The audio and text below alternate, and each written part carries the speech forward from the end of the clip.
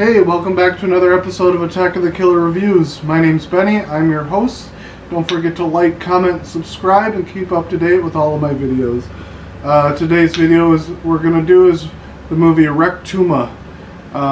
It came out in 2003.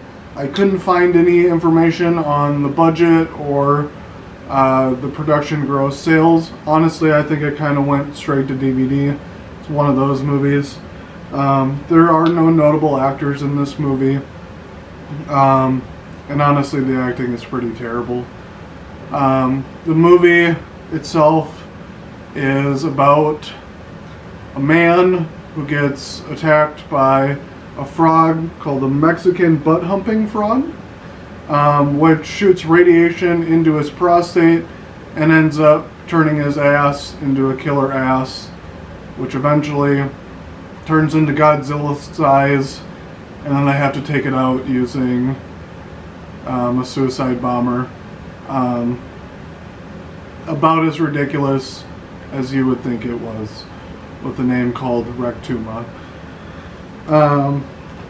Again, it involves a Mexican butt-humping bullfrog, and I thought that was pretty funny, so I decided I was going to watch this movie, and yeah, it's about as corny as you would think it is. Imagine some of the worst acting you've ever seen with a bunch of butt jokes. If you're 12 and think butts are funny, this is the movie for you. Sir Mix-a-Lot, this is the movie for you. It starts off with a really crappy musical that insults the audience. So, again, a lot of humor goes into this, but it's really all just cheap shots. There's a black coworker that you later figure out is screwing the guy's wife. Spoiler alert. But he comes up with a really cool invention that like translates rap music into stuff that like white people would understand. I thought that was a really funny premise. Especially because the black guy's just like, you understand that? No. Well, now you will. This is my new invention, man. I call it the Rappulator. You see, all you have to do is turn this dial to the black word or phrase that you don't understand, and it will come up with a whitey translation. It's that simple. That has got to be the dumbest thing ever invented. Oh, no. Come on, seriously. What do you think, man? There's not one person on this planet that's going to be interested in your Rappulator. You don't think so, huh? Well, give me a zombie. oh, you don't listen to rap because you're white. So I thought that was kind of funny that he like made an invention to like help white people understand rap. 10 minutes in, as many butt jokes as you can fit in were in there. It was absolutely ridiculous. The character eventually goes to a proctologist, and the proctologist is real rapey. He does have a couple like funny things that he says, but he's probably like the creepiest proctologist that you would ever go to. Okay, now this won't hurt a bit. What's wrong? There is a funny moment where the proctologist is like really proud that a 12-year-old boy came in. He's like, oh yeah, this 12-year-old boy came in. He's just like way too proud about it. It's dumb, but I thought it was kind of funny. And then all of a sudden, the proctologist just turned a little racist.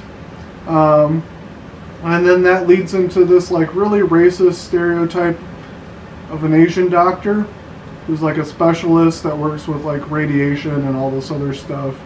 And that's eventually what leads into the ass growing 50 feet tall. Talking Oprah large or Sally Struthers large? Godzilla large! Ladies and gentlemen, please remain calm.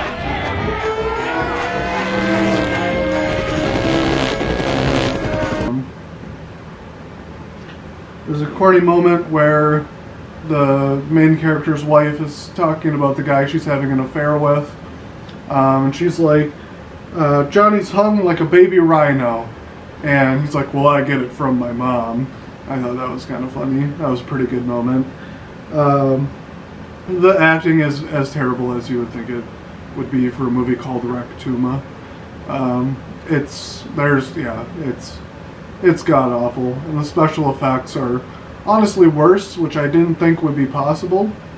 You can kind of tell most of the green screen action just didn't line up how they wanted it to, or it almost looks like someone pieced together some of the scenes in like Microsoft Paint and just slapped them into the movie. The best death scene in the movie is the mugging, where all of a sudden the guy's ass just attacks a guy that's trying to mug him. Honestly, super funny. Really dumb, but super funny. It made me wonder, like, I wonder what, like, kind of a sex toy that they bought to, like, have this, like, butt be attacking people, and, like, what they used. Because it had to be a sex toy, right? Like, that's probably the cheapest way to do this. It's probably one of the most ridiculous movies I've ever seen. I don't know that I would watch it again. Maybe in 10 years when I'm looking for a movie to watch with my stepson. He's real big into butts. If this wasn't rated R, I think this might be his favorite movie of all time. There is a cheap knockoff of the Silence of the Lambs scene, where one of the cops that's investigating all the murders was having a flashback, and she can't handle hamsters for some reason, and she's talking to this like serial killer who like put gerbils in people's butts and stuff like that. Good homage, terrible way to do it. All I can say. Was it funny? Sure, I guess.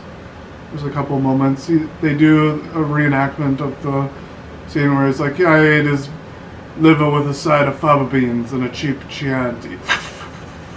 They do like a knockoff of that. I don't remember what kind of wine they said they drank, and what they ate it with, but he ate a hamster or a gerbil or something with a side of that wine and whatever else. One thing in this movie that I did find really, really, really funny, eventually they call the Asian stereotype doctor his cousin, because he is experienced with battling like all the Godzilla monsters. Like, he's the one you call, and when they bring him in, they don't line up the dubbing over what he's saying. So he'll be talking and it just totally doesn't line up with what he's saying at all. And I thought that was really funny. And the voice that they dub it over with is like it's doing good. So that I thought was really funny and clever that they did that. That was a good touch to this movie. They set it up to make a sequel called Scrotoma. Please don't make that movie. One of these was good enough. The movie did have a few racist parts. There's a suicide bomber. There's the racist Asian stereotype. You couldn't make this movie in 2020. That's all I'm saying. 2003, I guess you could get away with it. It's close enough to 9/11 where it was okay. Shit on Muslims. I'm sorry, Muslims. We're trying to work past that. So, don't make Scrotoma. Please. Please. So for a recap, this movie came out in 2003. I couldn't find any information about the budget or production. Honestly, I think it went straight to DVD. Acting is terrible. Special effects are terrible. Oh, on top of it, the poop that they cover all the victims in just looks like that slime that little kids play with now. It's just like that, but brown. Doesn't even look like poop. So there's that. Yeah, not a very good movie. Maybe Sir Mix-a-Lot's favorite movie of all time. Maybe if you have a 5-year-old sense of humor, you'll like this movie. Probably won't watch it again, but it was alright to watch once. If you want some cheap laughs, some cheap thrills, in an hour and 20-minute movie, check out Rectuma. Again, don't forget to like, comment, subscribe. Let me know what movies you want me to review. Leave a bunch of comments on what I could do better. I want this to be a good source of reviews in the future.